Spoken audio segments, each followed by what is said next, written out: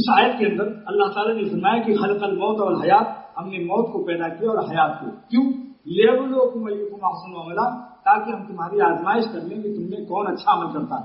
یعنی یہ عالمی امتحان ہے، یہ کھانے اور پیخانہ پھرنے اور کپڑے پہن کر گھومنے کا عالم نہیں ہے، عالمی امتحان ہے۔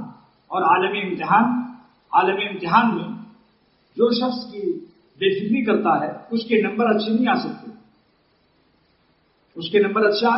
سکتے، اور میں یہ بھی عرض کرتا ہوں کہ پردیس کی زندگی بھی اس شخص کی خراب ہو جاتی ہے جو جتنا اللہ سے دور ہے۔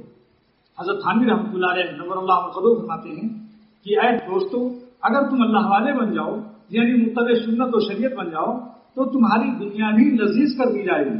یہی روٹی ایک اللہ والا کھاتا ہے، اس کو مزہ زیادہ آتا ہے۔ یہی روٹی ایک غافل کھاتا ہے، اس سے اتنا لطف نہیں آ سکتا۔ یہی ایک اللہ والے اپنے بال بچوں کو دیکھتے ہیں، مکان کو دیکھتے ہیں، اپنی نعمتوں کو، ان کو کچھ اور مزہ آتا ہے کہ میرے اللہ نے بچہ دیا، میرے اللہ کی رحمت سے یہ ہم کو بیوی عطا ہوئی، میرے اللہ کی رحمت سے یہ مکان بنا۔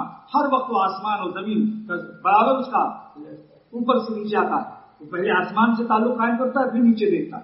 اور جو دنیا اللہ سے جو بھولا ہوا ہے، جو غافل ہے، اس کا کیا ہے؟ بس وہ زمین پر رہتا ہے، اس کو وہ لذت نہیں مل سکتی۔ تو حضرت نے فرمایا کہ دنیا کی زندگی بھی ایمان اور اعمال صالحہ کی برکت سے، اللہ کا وعدہ ہے کہ ہم تمہیں حیات طیبہ عطا فرمائیں گے۔ حیات طیبہ کا ترجمہ کیا ہے؟ بالطف زندگی۔ ترجمہ تھانوی ہے حکیم الامت رحمۃ اللہ علیہ کا کہ ہم جو لوگ ایمان لائے، اعمال صالحہ کرتے ہیں، نیک عمل کرتے ہیں، گناہ سے بچتے ہیں، تو ہم ان کو بالطف زندگی عطا کریں گے، تاکہ فلنحیینہ حیات طیبہ۔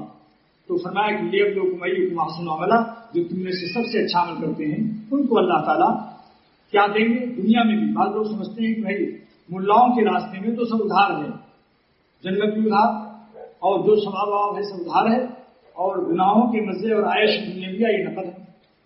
یہ بہت بڑی غلطی ہے، یہ شخص قرآن کو نہیں سمجھتا۔ اللہ فرماتے ہیں دیکھو میرا دوزخ ادھار نہیں ہے، اس شخص کی دنیاوی زندگی کو بھی میں جہنمی جیسے کر دیتا ہوں۔ جو شخص نافرمانی میں مبتلا ہے، رسول اللہ صلی اللہ علیہ وسلم کے طریقے سے جتنا ہٹا ہوا ہے، فإن لہ معیشۃ ضنکا، میں اس کی دنیاوی زندگی کو بھی تلخ کر دیتا ہوں، سکون نہیں پاتا۔ سکون موقوف ہے اللہ تعالیٰ کی رضا پر۔